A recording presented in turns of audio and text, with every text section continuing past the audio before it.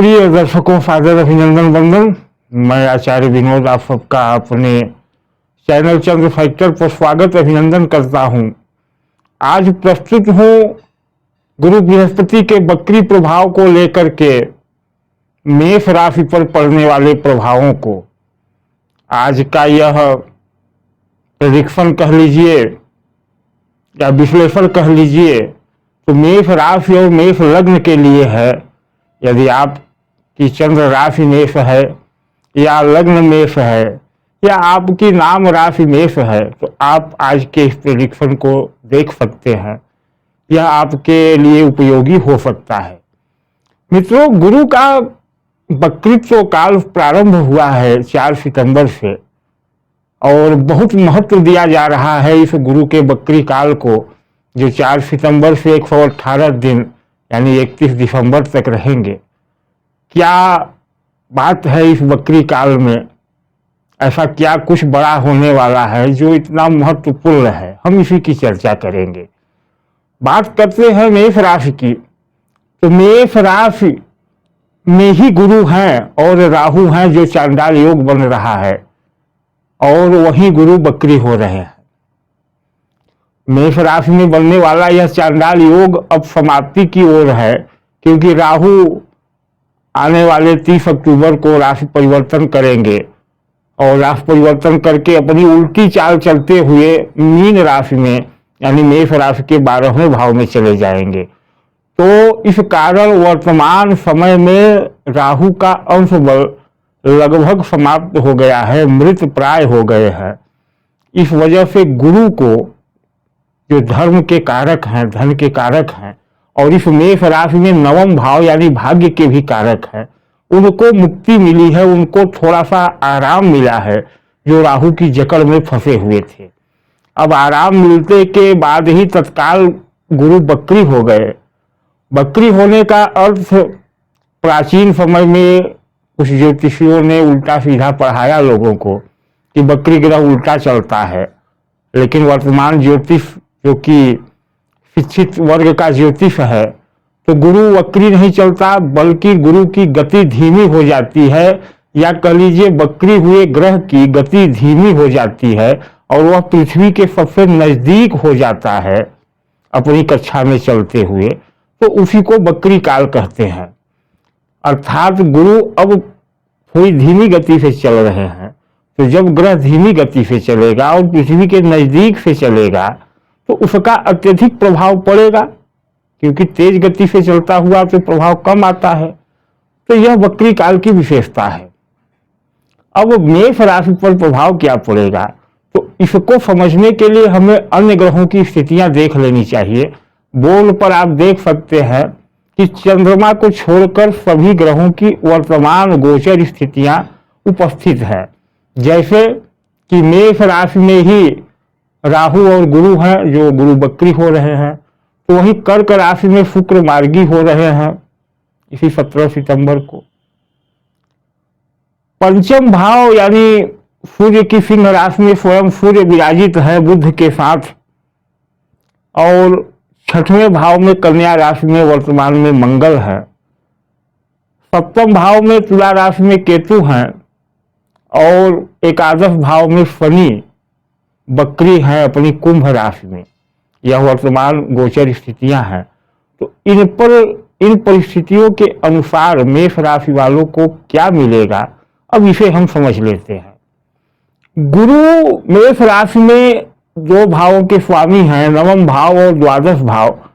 9वां भाव में उनकी अग्नि तत्व की राशि मीन और द्वादश भाव में जल तत्व 9वां भाव में उनकी अग्नि तत्व की राशि धनु और द्वादश भाव में उनकी जल तत्व की राशि मीन है। अब जब ग्रह वक्री होता है तो अपने से पीछे वाले घर का भी परिणाम देता है। क्या? अपने से पीछे वाले घर का भी परिणाम देता है।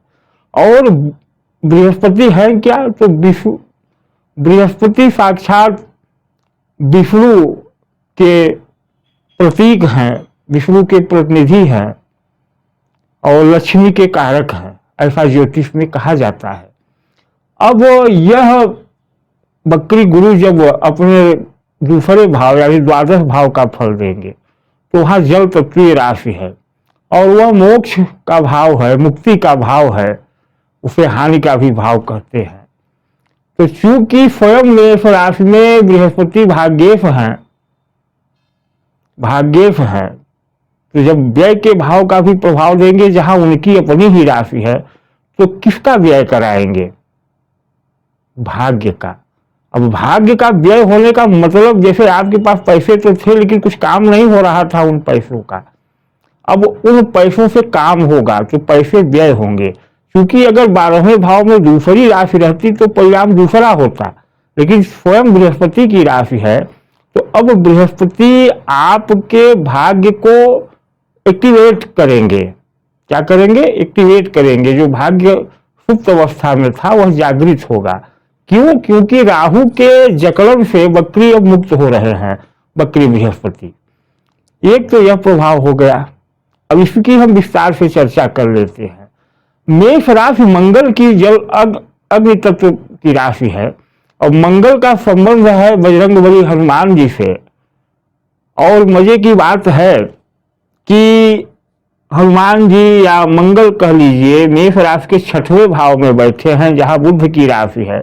बुध विवादों की राशि है, विवाद कराती है। 6ठा भाव भी शत्रु भाव है, विवादों का भाव है। और मंगल विवादों के कारक हैं, मंगल विवादों के कारक हैं और मेष राशि के लग्नेश हैं या राशिश हैं, बैठे हैं 6वें भाव में, शत्रु भाव में। अर्थात यहाँ बैठ करके वो अपनी सप्तम दृष्टि से द्वादश भाव को देखेंगे जहां का प्रभाव बृहस्पति भी बकरी होने के बाद देंगे। ध्यान दीजिए, यह मंगल द्वादश भाव को देखेंगे जहां का प्रभाव बकरी बृहस्पति देंगे, यानी मंगल की एक ऊर्जा वहां भी पड़ रही है। और मंगल की ऊर्जा क्या है? तो मंगल की ऊर्जा है साहस, पराक्रम, पुरुषार्थ। दूसरी मंगल की अष्टम दृष्टि स्वयं अपनी ही राशि यानी जहां गुरु बैठे हैं, लग्न में ही गुरु राहु बैठे हैं, वहां पड़ रही है। तो यह मंगल अब शत्रु घर में बैठ करके देख रहे हैं अपनी ही लग्न को, अपनी ही राशि को। तो क्या करेंगे? बृहस्पति को अत्यधिक बल मिल जाएगा, क्योंकि बृहस्पति विष्णु है और विष्णु का मतलब भगवान श्री राम, और मेष का मतलब मंगल और मंगल का मतलब हनुमान। तो अब यह हनुमान जी का और श्री रामचंद्र जी का मिलन हो रहा है, जैसे कि रामायण में हुआ था कि सुग्रीव की मित्रता से पहले हनुमान जी और भगवान राम का मिलन हुआ था। तो यह मंगल अब आपको किसी ऐसे व्यक्ति से मिलवाएंगे, मेष राशि वालों को, जो आपका कल्याण करेगा, जिससे आपके मार्ग प्रशस्त होंगे, जिससे आपके कार्यों के बनने में गति आएगी। यह मंगल शत्रु भाव में बैठकर वह प्रभाव देंगे।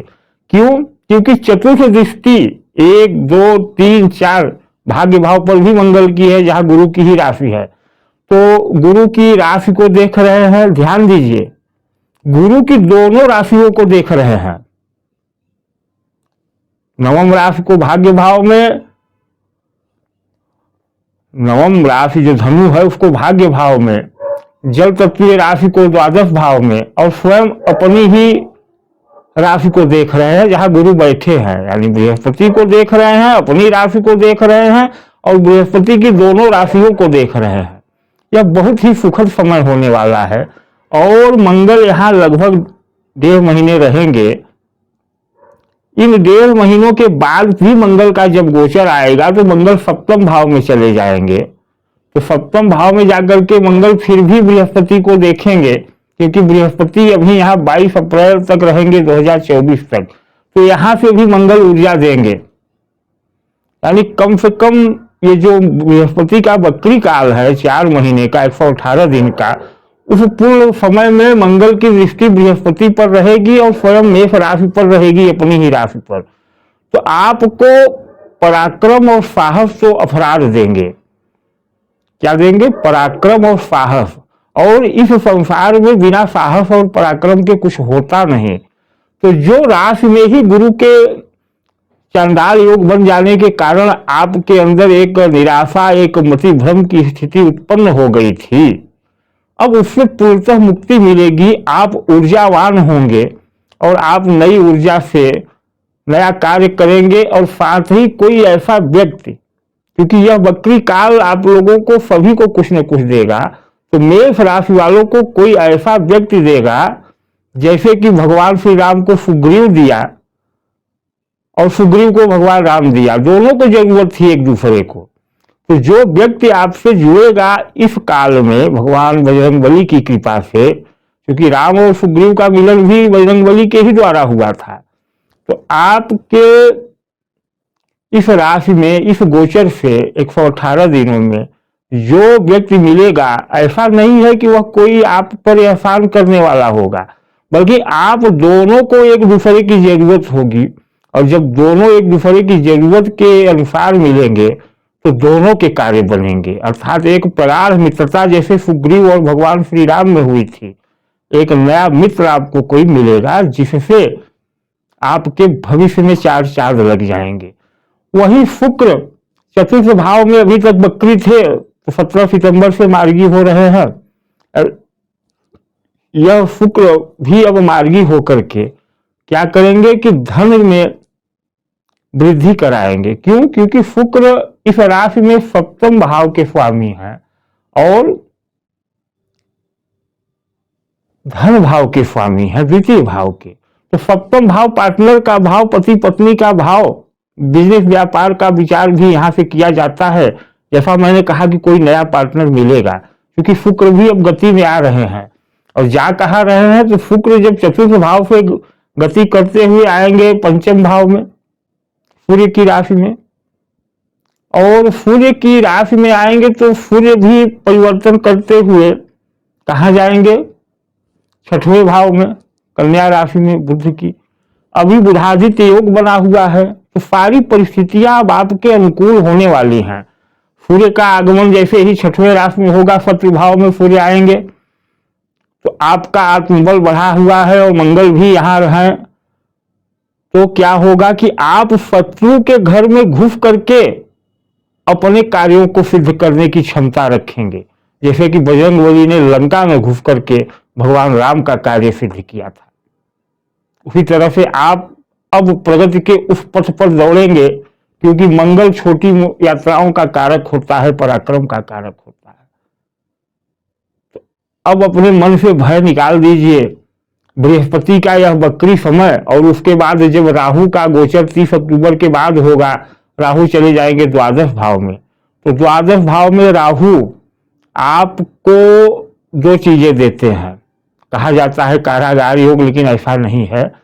कुछ परिस्थितियों में ऐसी होती है बातें, लेकिन ऐसा नहीं है। यहाँ से आपको विदेश गमन का भी संदेश मिलता है, तो आपको विदेशों में भी आने वाले समय में संपर्क आपका हो सकता है, आपको विदेशों से भी लाभ हो सकता है। तो कुल मिलाकर के यह वक्री बृहस्पति का गोचर मेष राशि वालों को बहुत उत्तम होने वाला है। परंतु अब आपको कुछ करना तो होगा। क्या करना होगा? आपको अपनी कुंडली में गुरु की स्थिति देखनी होगी, बृहस्पति की स्थिति देखनी होगी। क्योंकि लग्न आपका मंगल है, राशि मंगल है, तो मंगल की स्थिति देखनी होगी। साथ ही सूर्य आपके पंचमेश है, जो पंचम भाव में ही बैठे हैं अभी, उनको भी देखना होगा। अगर आपकी जन्म कुंडली में यह मंगल अंश बल में कमजोर हुए, पाप ग्रहों से पीड़ित हुए, वैसे तो यह स्वयं क्रूर ग्रह है, लेकिन फिर भी यदि राहु के साथ रहे, शुक्र के साथ भी होने पर इनको दिक्कत हो जाती है, तो आपको उपाय करना चाहिए। साथ ही अगर मंगल अंश बल में कमजोर रहे या अस्तमित रहे, तो फिर कोई बल नहीं रहेगा मंगल की इन दृष्टियों में जो मैंने अभी बताई। गुरु बृहस्पति भी अगर आपकी कुंडली में कमजोर हुए, अंश बल में या पाप ग्रहों से युक्त हुए, तो भी परिणाम न्यूनतम हो जाएगा। तो उसके लिए उपायों को करने की आवश्यकता होगी। साथ ही देखना होगा चंद्रमा को।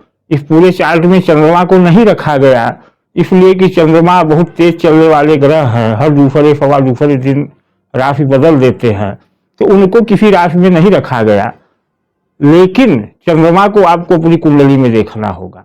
अगर सारे ग्रह बहुत अच्छे रहे, लेकिन अगर चंद्रमा ही पीड़ित रहा, तो भी परिणाम न्यूनतम हो जाएंगे। क्योंकि सारे ग्रहों के परिणाम चंद्रमा को ही लेना है, अर्थात मन को लेना है। चंद्रमा मन है।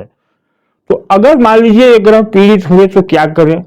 अगर चंद्रमा पीड़ित है तो उसके रत्न पहन सकते हैं। अंश बल में अगर कमजोर है, अगर सही भावों में बैठा है तो, अर्थात अगर चंद्रमा 6वें 8वें 12वें में नहीं बैठा है तो उसके रत्न पहन सकते हैं, मोती। वही स्थिति मंगल, अगर मंगल 6वें 8वें 12वें में नहीं बैठा है तो आप उसका रत्न पहन सकते हैं। उसी तरह बृहस्पति, अगर बृहस्पति भी 6वें 8वें 12वें में नहीं है तो आप उनका रत्न पहन सकते हैं। लेकिन अगर 6वें 8वें 12वें में है और अंश बल में भी कमजोर है, तब क्या करें? तब रत्न न पहने मित्रों। तब आपको एक विशेष परिस्थिति में उनके मंत्रों से जाप किया हुआ यंत्र धारण करना चाहिए। और अगर आपकी कुंडली में ऐसी परिस्थिति हो तो आप हमसे संपर्क करें, हम आपके लिए एक उत्तम यंत्र की व्यवस्था करेंगे जो कि हमारे संस्थान द्वारा बनाया जाता है, जिससे कि आपको इन ग्रहों के सही परिणाम मिलने लगेंगे।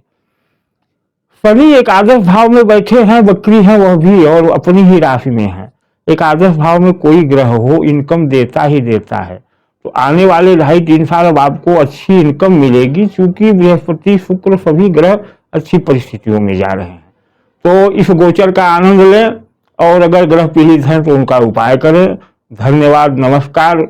वीडियो कैसा लगा कमेंट में लिखें, और चैनल पर नए हैं तो सब्सक्राइब